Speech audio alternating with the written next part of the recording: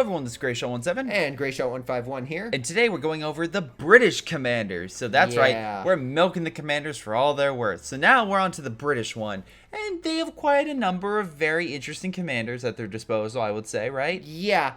They're some of them we know the names off, like, instantly. Like, I could just see Grumpy Man, and I know exactly what that commander's name is. Yeah, I can also tell the newest one because you can see, gee, one of these things is not like the other. Which one could it be? Is it Total Biscuit? Is that it? Is it the Total Biscuit's has a memorial in Company of Heroes 2 as a British commander, which I say hats off to. Okay, let's start off with this, which is basically the Lend-Lease British commander. Yes, we have the Soviet half track. We have the what else? Soviet half track. Well, it's the M5 half track. So again, you have the mortar. You have infantry, Thompsons. Yeah, the Thompson equipped British infantry section, which are great close range. Yep. But then you have the Achilles, which is the American Lend-Lease. M10. All these are American Lend-Lease vehicles, essentially. Yeah. Yeah, that goes D tier. I like the one unit, and everything else is just like to stress. This is 3v3 and 4v4. This could be good in 1v1 or 2v2. We don't care. We're going on 3v3, 4v4, and the most important thing is how good is it by itself, and how good is it supporting your team. Yep. If it can do both, great. Then it's an S. If it can't, if it's only one or two, it can go A. If it's just good, it goes B. If it's average, C, so on and so forth.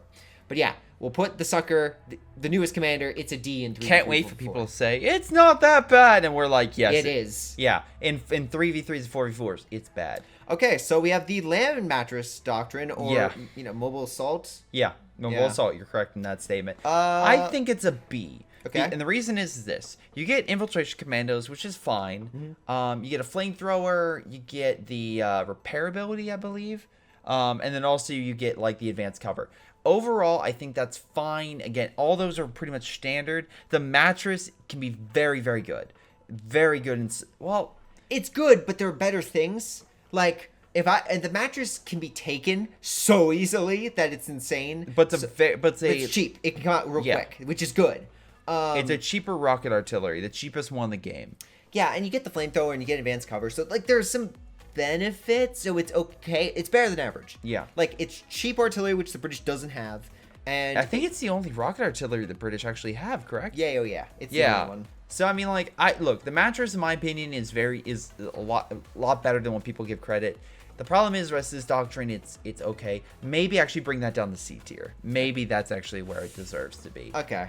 Because the mattress is fine. I just think the rest of it's good. Yeah, you get, like, commandos, which are good, but, like, the commandos are probably the best thing of this. The infiltration commandos being able to get behind the lines. But other than that, like, you have nothing in regards to call-ins, nothing in regards to support, so it's kind of average. So next up is advanced emplacement. With the man with the best beard. Yeah, man with best beard. I'll throw him in B at the moment. Yes, you know what? No, actually, I agree on that. Yeah. It would be A tier if they didn't nerf it and still haven't fixed the fortifications. To be 100% honest, it still says if you put that forward base next to the fortifications, you get a bonus. You don't. Only now if you put infantry in the actual fortifications. But this does still boost fortifications and allow for your forward assembly to have bonus abilities such as healing armor, fortifications, etc. You get the precision barrage, and you get the counter battery, which are both great. Yes, anti-artillery. Which is what knocks us up to a B. Because if your enemy doesn't have artillery, your counter battery kind of sucks. Limited. I'm talking like Stuka, Panzerwerfer kind of like artillery. And then if the Panzer, don't get me wrong, the precision barrage is great, but everything else is just real good. Just like we criticize the OKW for having a commander that's very specific to anti-infantry, this is very specific to anti and fortifications. Yeah. And sure, that's great, but the fortifications part has been nerfed quite a bit, so I don't think it's as relevant as it used to be. I would agree with that. If it was the buffed, I'm talking like not like all the way buffed at the beginning, but like somewhat recently, like the semi-buffed. Yes. Then this probably would get an A or an S. No, you're right. But as of right now, it's a solid meh. It's solid good. Yeah, it's good. It's good. It's good. One great thing, Delta loves this doctrine, but for us, So next up is tactical support. Yes. I think we should go with them. Kind of go in a row. Yeah, a B tier. I really like it. Here's the reason why. The field recovery operation you get an engineer. So it used to be ridiculously expensive. Now I think it's just like $230, which is slightly more expensive for engineer. Yep. The reason why I like that is simply because of the fact that these things will decommission, let's say, a heavy tank and get tons of munitions and fuel for you. Which is good. Yes. Plus, while some of the other abilities are fine, like the air resupply and stuff like that, the big thing about this is that base you can make. That forward base that you can essentially equip to assembly or a building. Oh my god. The airstrikes and everything else you call in. I don't care if people really don't like it or not, but like tax support and everything else you can call from that, I love. You put that behind a wall, and it's such a pain to kill. Because like a Stuka hit, maybe it's just me, but Stukas feel like they do nothing against the buildings. Yeah. Like, and if you buff it to where even if you want to kill it, you can't. Yeah. It's the most annoying thing in the world. But I just don't think that because it's strapped behind to a building, it's still very niche. But I still think it's good. Okay. I still think it's pretty damn good. So yeah, it has one good thing, but otherwise it still doesn't have like everything that you want. So let's go with the other man with the awesome hat. Let's go red. Yeah, there we go. Red guy. Red. Well, yeah. We also have this guy with the blue. So we got double blue, but we have the guy. He's very distinguished. As Yes. you can see.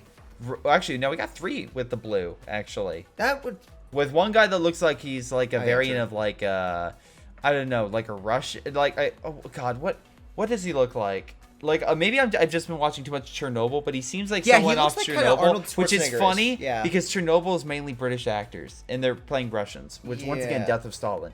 So Vanguard Operations off that tangent, I think is great. I would actually push this a little more to A tier. I like the Commandos.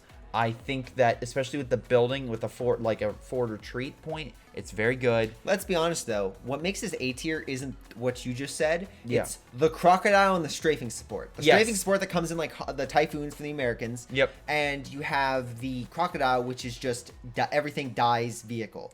Fire kills the infantry, and the gun that can even pen a panther. Like it's legit probably one of the best tanks in the game. Yes. So that's what knocks us up to A tier. Kind of like the command tank, what we mentioned back in like the OKW. Yeah. It pushes up to A, but the rest of the doctrine just doesn't bring the support for it. Because you get vehicle crews and you get like a raid operation. Yeah. Which are okay. But they're not great in regards to like team games. The Crocodile is good in solo, and this is probably fantastic in 1v1, 2v2s. Yeah. But in a 3v3, you don't have too much to support your teammates, and that's the limiting factor of this, is you can do well, but you can't help your team to their maximum potential. Therefore, it's not as good as it can. Well, minus the strafing. Yeah. The one thing I will say is it can capture points quickly as well. It does have that raid ability, so it is good in that regard. If you're down to the wire and you need to capture something, you can activate it and quick capture something quick. Especially with Commandos, you can capture a whole swath of territory very quickly. Yeah. Similar to like the encirclement doctrine that's on the Wehrmacht. If only you had this and closing the pocket at the same time. Yeah. Oh, it would be a beautiful combination. God, this side of like a closing a pocket ability. Oh, Jesus Christ. All right, so the next up we have Special Weapons Regiment? Yes. Okay. So this one also has the Crocodile. Yep. But it has a different kind of Colin, which is like it's like a super heavy Colin. Yeah, it's like heavy artillery. Yeah. And it has a few other perks. So it doesn't have the Commandos, but it has like Tank Hunter. You have like the half track. Yeah, the half track deploys guns. The thing though that I would argue it makes this up to A tier, and as I know it's very sparingly used, but when used right, Hold the Line can be so good because again, the enemy's attacking and you can hold on for like I think it's 20 seconds. Literally for every single unit, a plane will come in and attack that unit. It is expensive, but it's great. If done right, it can. If done properly, and I've seen it done very well, it can. The enemy is hard pressed to advance with it because they'll just keep calling in strikes. Now again, Crocodile is great, and the overwhelming artillery barrage that it has, it's good. It's like it's not zeroing. Yeah. And it costs a ton. Yeah. And it does a ton of damage. Yeah. But I wouldn't say it's the best in the game. Like it's I would say like one of the best artillery if you want to compare it would be like the American 120s that like. But also think like you can give your allies guns. So before the conscripts got SVT, that ability. This was the best way to give. This was a good way to boost conscripts, penals, even American good way infantry. To support. The artillery's good support. Yeah, I'd give it overall an A tier. All right, so let's move on to the next one, which is the, I believe, Royal Engineer Regiment? Yes, indeed. So, okay. This used to be S tier. I would argue for this one in a heartbeat. Yeah. Because the fact you could heal your emplacements automatically was... It was so good! It was so broken, but it was so good. But now, luckily, again, it's like more of a direct fire strike and stuff like that. It is the direct fire strike. It has the You can set the buildings can automatically heal, but you have to like click on it. Designate the command vehicle. Vehicle repairs. The AVRE, I still think brings it up to an A tier. Okay. I still think it keeps it that way because AVRE is still good. Yes. It doesn't have the oh shit moment the Sturm Tiger does, but it still has a similar effect. And then you combine them with the fire and some other things. I think it's A tier. Okay. So yeah, I think that's a good spot for it. Yeah. Again, it probably used to be S tier, but right now I would make note. Solid A. It's a good A. Yeah. Next up, Royal Artillery Regiment. Oh god. Sorry for the interruption. We almost caused Ace to die in a room. We might have locked the garage door, and he was trapped in the look, heat if he would have killed himself with carbon monoxide, it wasn't that. It was the heat. It's so hot down there. I opened the door and was like, whew. Any case, let's get back to the list. We have what is known as the Sexton or the Royal Artillery. Yeah. For this yeah, you got it.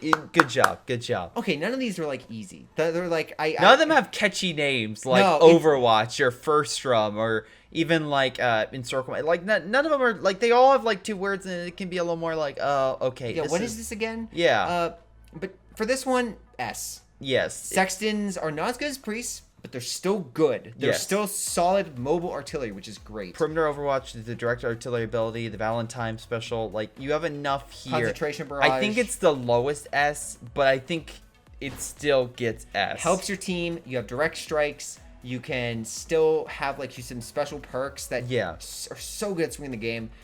The artillery that can hit the entire front line. Yeah, it's so good. The perimeter artillery, it's so good. Yeah, it's not it's definitely our weakest S tier so far in all of our videos. Yes, but it's definitely still an S tier. Oh, let's get to the Americans before I make that final decision. Ooh. But yeah. Anyway, that's there. Let's move on to the last one, which is Commando. Yeah. No, that's not S tier. Look, the bombing strike by itself it was S tier. It was SS tier for the bombing strike. Everything else was just a B. Yeah. But now it's an A. Actually, I would actually bring this down to B, because originally the heavy bombers were so amazingly powerful that anything in that circle would die. Yes. Now we come to an issue where literally you have a circle that random bombers will come in a straight line. Maybe not the line you want, but they'll come in a line. Yeah. So yeah, commandos I think are better in other doctrines that allow for commandos to come with air land officer. I would knock this up to A because white phosphorus. The mortar cover and the white phosphorus is so good at locking down a point. Okay. It can truly turn the game when you have an army of infantry, and then all of a sudden one shell comes down, and they slow down. 4 Volk that are charging towards you. They all slow down. You chuck a grenade, and they all die, and the stragglers run off. It's really good at slowing down enemy assault or punching into enemy lines, and then you have white phosphorus coming down on them. Okay. So I'd make note that is also a great ability. Yeah. The bombing strike is still a solid ability. You have the commandos, which are still really good. Yeah. So it's not like there's nothing for these guys. There's a lot of good things. If you're deploying one commando, this is better. If you're deploying a lot, like a good army group or like a good multiple squads led by an airland officer, the other one's a lot better. You get the assault, which also is recon. Yes, no, the assault's good. It provides. It's expensive because you get the entire map, but it's good recon for a pass. But no, I think that's still a good spot. Okay, I'll agree with you with that. Okay. If the bombers weren't changed, dear lord, it would be S tier easy.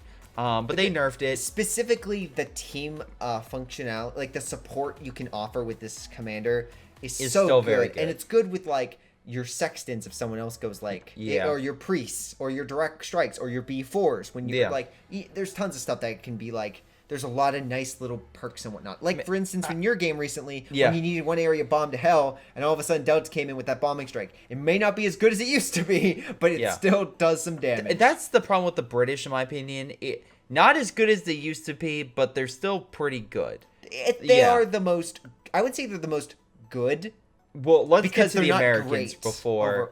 Let's get to the Americans before we make that call, because I feel like the Americans might be a little more divided. May have to argue with you on that one. Yeah, we'll see. Any case, still, let us know what you guys think on this one, because the British are probably the not least used, but least involved or least interested in. Yeah, there's no commander here I'm like, I can't wait to play that commander. It's always like, Yeah, that's the commander. Because, okay, compared to, I think the other reason why I don't play British as much and you don't play British as much, because the only fun thing to do was Crocodile and AVRE. Like, those were the most, quote-unquote, fun thing you could do next to, like, the bombing strike. Tax support, and really all enjoy. of those have been nerfed in one way or another. Yeah, via the bomber, the commander or the actual unit. The mattress can be, but you have to be lucky on that. Like, or luckier, even than the B4. So, again, it differs. I do think that is. There's not as much meme quality in these doctrines and commanders, which is why... It's much more serious. Like the British, like very much like the British in general. Very dry, not too, there's not too many jokes. There's a good wit to no it. Goliaths, no B4s. Okay. Well, in any case, guys, that's going to be it. Thanks for watching. It's been Greyshot17. And Greyshot151. And we'll see you guys next time. Later. Hello everyone, before you guys go, I want to tell you about these incredible people like Milam, Ace, Chris Bailey, Folkvard, Javibuxi, Jfoe, Joey G240, Josh, Junior Chicklis, JustThomasPlays, Little Koosh, Mustaach, Onlyplayapples, Pyroshark, Rifle, Streakingwookie, WhiteHotD, GTA, Jakub Ocwieja, Nathan Angus, and Cedarteal. Thank you guys so much for your incredible Patreon support. This has been Greyshot17 and his amazing patrons, and I'll see you guys next time.